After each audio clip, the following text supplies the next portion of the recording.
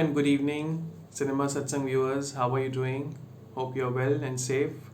Today I'm going to do a brief analysis, not a detailed analysis like Annayum Rasulam and some other films. But yeah, you can call it a film analysis of Nayattu, another Malayalam film. Let's start with the story. The story starts off with a kabaddi match and all action and thrills.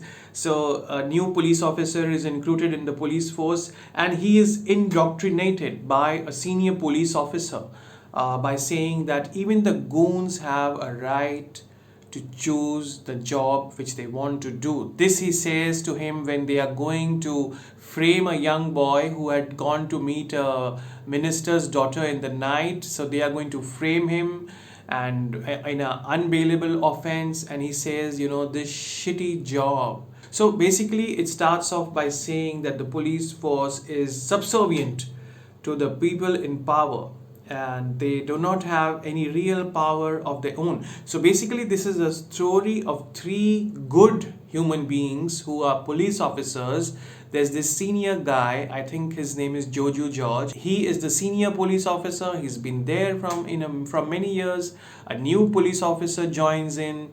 He stays with his mother, and there's a lady police officer who also stays with his mother, and she's facing some problems with the local goons. So, and this senior police officer, he has a family, and his dream is that his daughter become a singer one day, and he's very excited about his daughter's singing competition. But all hell breaks loose, everything goes wrong in their life, and these three simple police officers are on the run. That's the film. Yes, that's the premise. It's a very exciting premise. These three are running and the police is running after them, chasing after them in exotic locations. The premise is very interesting, but it is a subject matter is very grim, where we are left to ponder that is it the righteous who always have to suffer?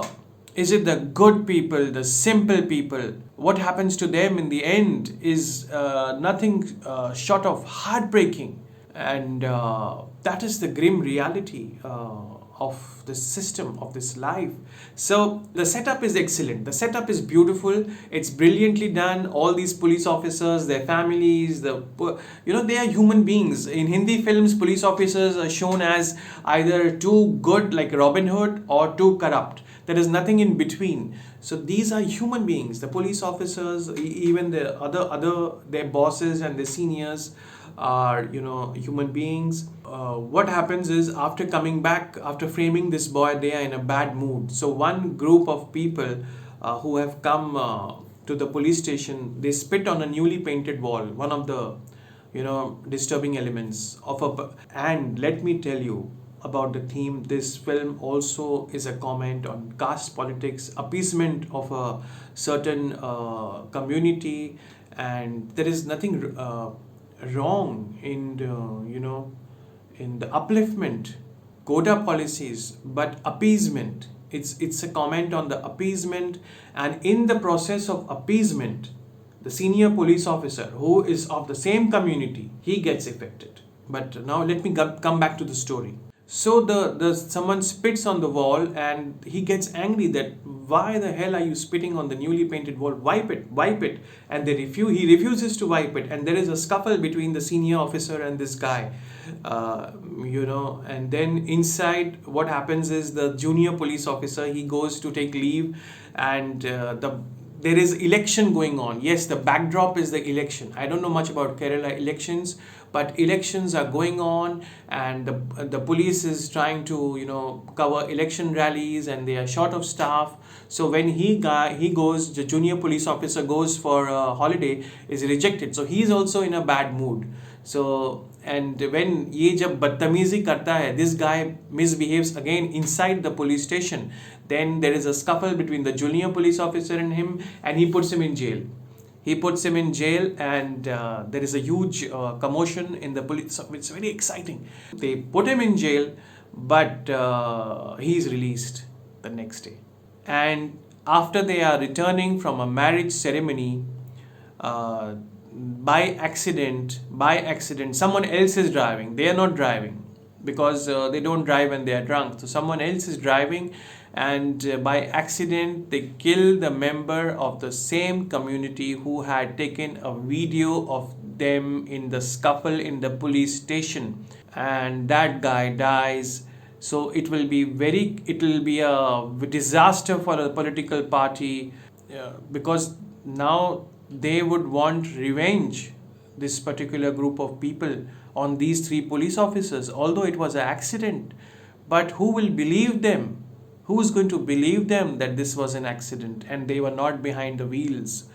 And we have already seen the police force is the system itself is corrupt, and so the senior police officer thinks we will be made scapegoats and we will languish in jail. So he decides to run, and he takes with them these two junior police officers with them, because he knows that their future is screwed.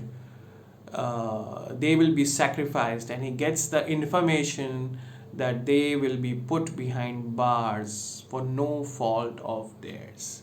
And we made the scapegoats victims so that the political party can keep this particular group happy. And the irony is that this senior police officer is also part of that community, but who cares? In this irony of appeasing one particular group because of elections, the same member of that group is sacrificed.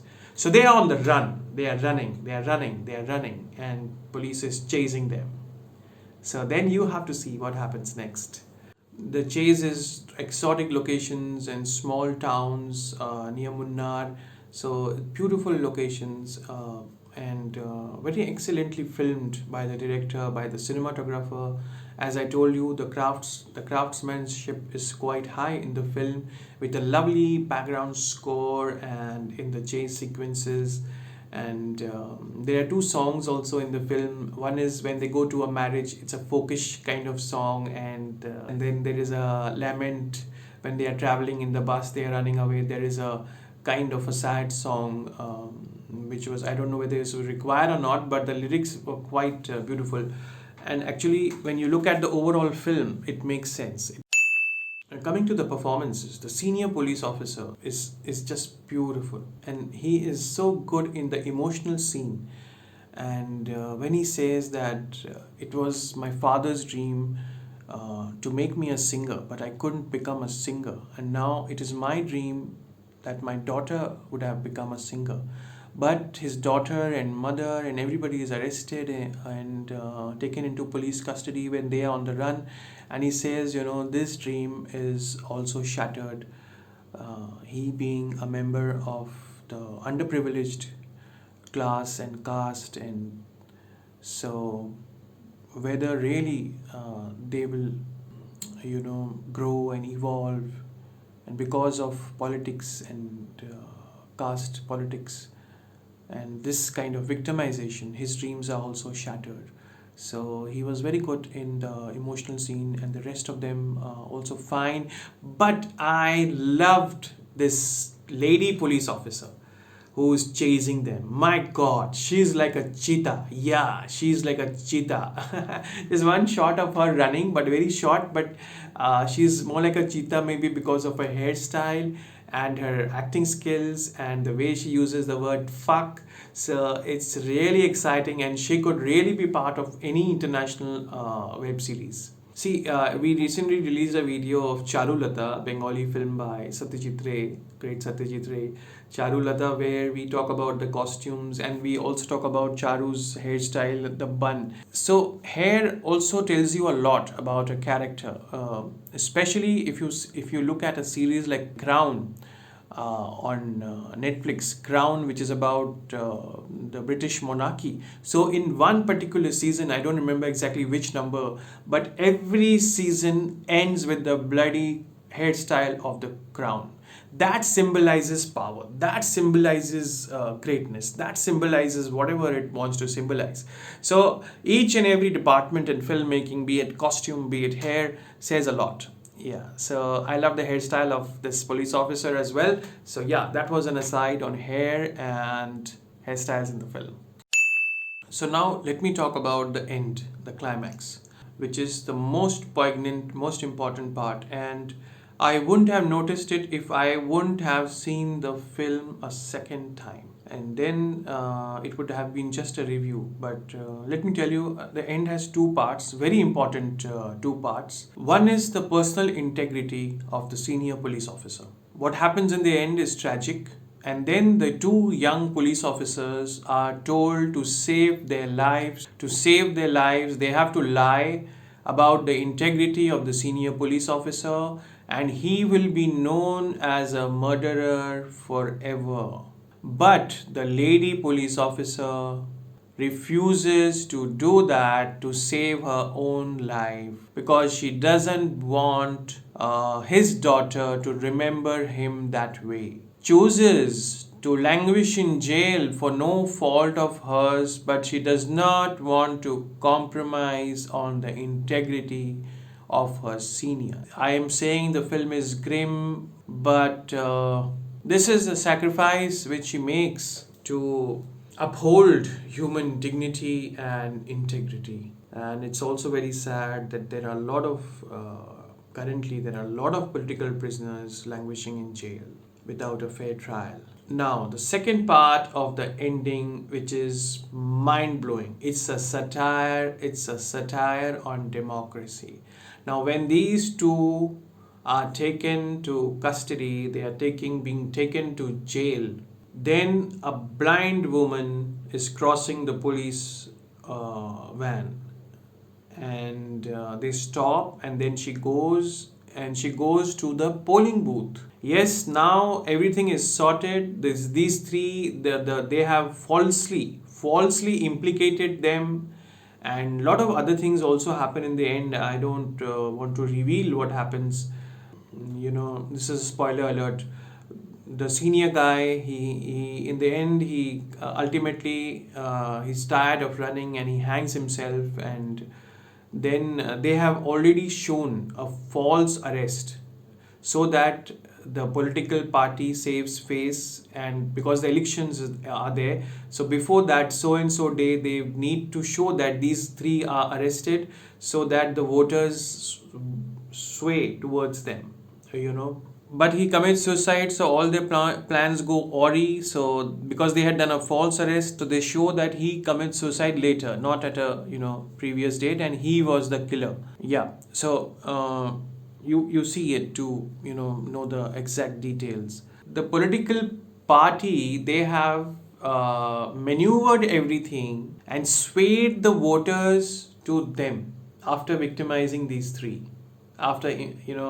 But this is all false. They have maneuvered the voters, and the voter is blind. So the blind old lady goes to vote, and the election person asks, "Are you cannot see?" She said, "I cannot see anything." She has come with someone, of course, to guide her, and then she puts her vote. She says, "Yeah, I cannot see anything." So that is the voter.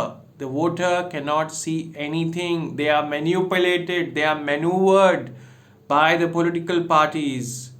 So it looks like a democracy, but it is not. It is a blind democracy. A fantastic satire told in a very thrilling manner, exciting manner. Nayattu, a good watch. Don't miss it. So please like, share and subscribe to Cinema Satsang and leave your comments. Thank you.